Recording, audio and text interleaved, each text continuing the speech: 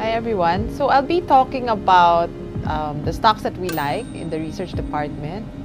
We had a lot of requests for certain stocks that you like, and we'd like to share our opinion about them.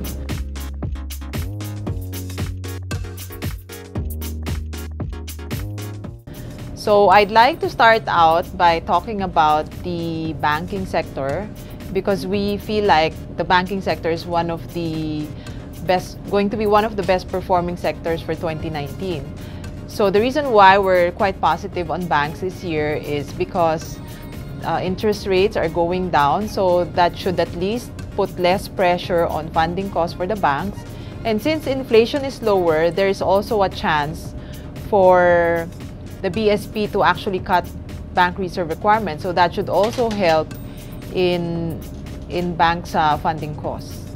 Okay, loan growth could slow down a bit, but we think given the lower funding cost, net interest margin should improve, and trading gains should improve this year. So last year we expect some weak trading gains for the banks because of rising interest rates.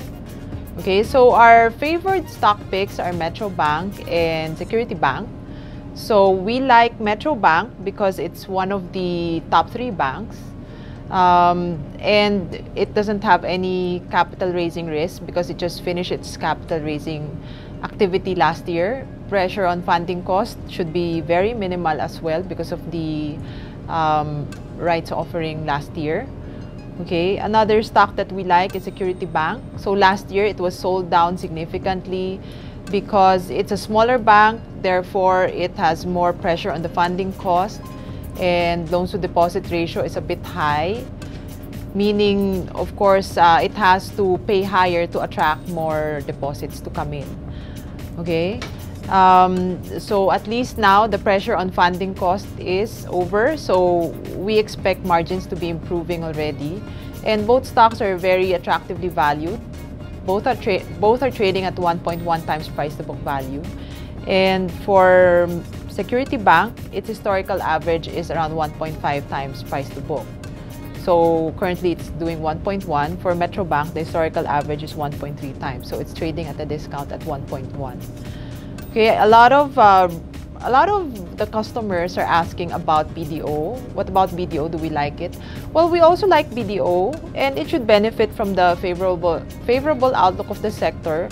We also like it because it's a big bank, and being a big bank, BDO has more low-cost deposits like current account deposits, savings accounts deposits also, and these deposits generally have a fixed cost which are much lower. Our main issue about BDO is its valuation. So the stock is trading at 1.7 times price to book value, which is at par already with its historical average. And there's also a risk that the bank would be raising capital soon because its CET1 ratio is already at 12%. This is already slightly above the 11% minimum requirement by the BSP. So we feel like 2019 is also going to be a good year for consumer stocks and consumer companies because, of course, we're expecting inflation to go down. First of all, that should lead to better consumer confidence and hopefully higher consumer spending. 2019 is also an election year, which should be good for consumer companies because that would mean higher consumer spending. Also, lower commodity prices, lower inflation should lead to lower costs for consumer companies, benefiting everybody.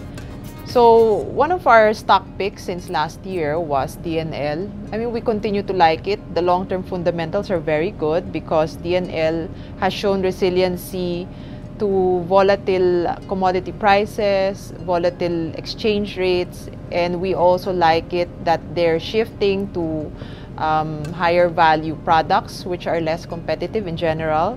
We're also excited about the success of its exports business, as it would be another leg of growth for the company. However, right now it's a bit pricey, so it will be difficult for you guys to buy it. We still need it to correct before you can come in. Okay, in general, for this year, we feel that consumer companies are expensive because everybody's thinking what we're thinking. Everybody's thinking consumer companies are gonna benefit from the lower inflation rate.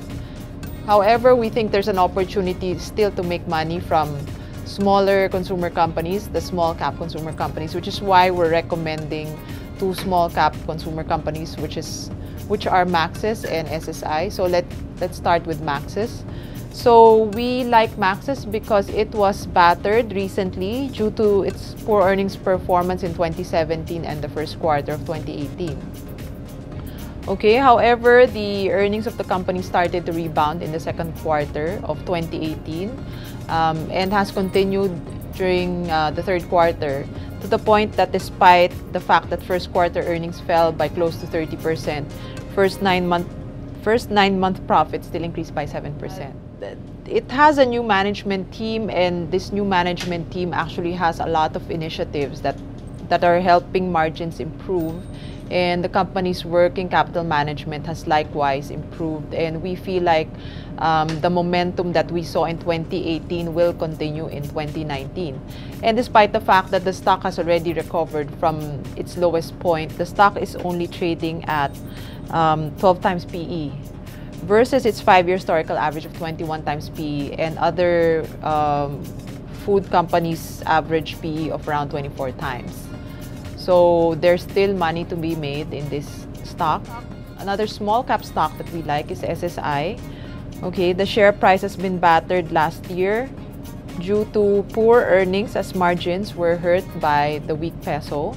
However, the company has increased its selling price to pass on the higher cost, and not to mention the fact that this year we're seeing the peso become more stable. Okay, so that should help profits improve this year. Company also continues to benefit from its store rationalization program. So although last year earnings were a bit weak during the first half, we saw improvement in efficiency, such as falling operating expenses relative to revenues, and reduction in inventory days. So those are some good points that we're seeing with SSI. We're also seeing a lot of insider buying on the stock, and the stock is really very cheap. It's trading at 10 times PE. During the past 5 years, it traded at an average PE of around 15 times. So still a lot of upside on this stock. Okay, another favorite consumer stock that you guys have asked about is Jollibee, or JFC. Okay, similar to other consumer stocks, we are confident that Jollibee will benefit from falling inflation.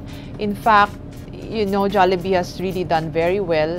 Last year's profits were better than a lot of the consumer companies. So we're projecting 2018 EPS growth of around 13% versus the consumer sector EPS growth of only 6%. Okay, and for this year also, it's going to benefit from, or it's going to be a major beneficiary of election spending. So they said they really see an increase in same-store sales growth during election period because of the availability of food, and their ability to deliver on huge demand or huge orders. Okay, another thing going for Jollibee is the success of its overseas expansion.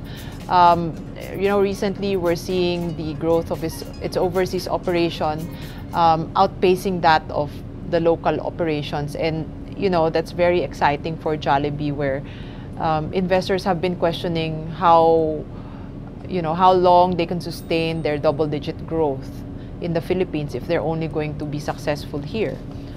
Okay, our main issue with Jollibee is its very expensive valuations. Just to put things into context, why we're saying Jollibee is expensive. The stock is trading at 38 times PE, and the industry average PE is only 25.4 times. So really, Jollibee is a very expensive stock. However, if it corrects, we feel like it's a good opportunity to actually buy Jollibee.